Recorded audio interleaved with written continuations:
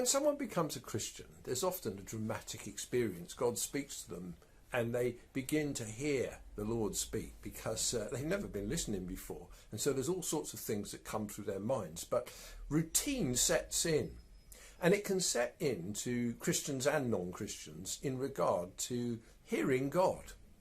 In Psalm 49, we had a wisdom psalm, and there's a kind of spillover into Psalm 50, wisdom. The wisdom of learning how to hear God speak when it's not dramatic and you fall into a kind of routine that's normal. And in this psalm, it's concerned with people offering sacrifices in the first half, and secondly, people who are going through the routine but they're actually living immoral lives. So in verse 1, the mighty one, the Lord, speaks and summons the earth from the rising of the sun to its setting.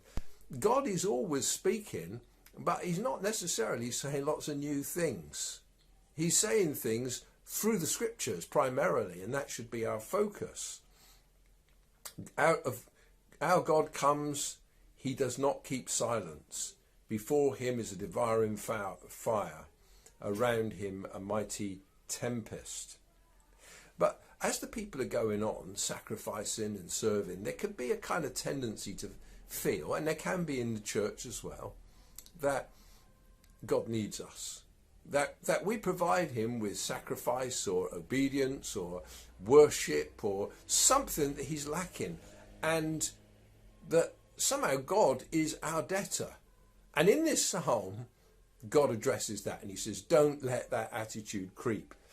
He says, hear me and I will speak, O Israel. I will testify against you. I am God, your God. Not for your sacrifices do I rebuke you. Your burnt offerings are continually before me. If I were hungry, I would not tell you, for the world and its fullness are mine. Everything is his, the silver, the gold, the cattle on 1,000 hills, it all belongs to God. So let's remember, God's not in need of us. We're in constant need of God. In fact, in verse 15, call on me in the day of trouble and I will deliver you and you will glorify me. That's the way it works. But then there's this other category. It's people who think because God doesn't speak or they don't hear the voice of God, that God approves or accepts even their willful disobedience, their immorality, their turning from the Lord. It says in verse 21, these things you have done and I have been silent, and you thought I was like yourself. You thought I was just like you, but I'm not. And the silence of God shouldn't be mistaken for the approval of God. God does not change his mind about evil and about sin.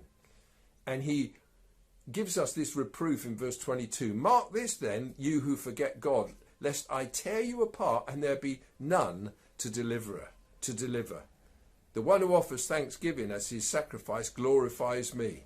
To one who orders his way rightly, I'll show the salvation of God. So let's make sure that we are constantly aware of our need of God. He's the self-sufficient one, not us.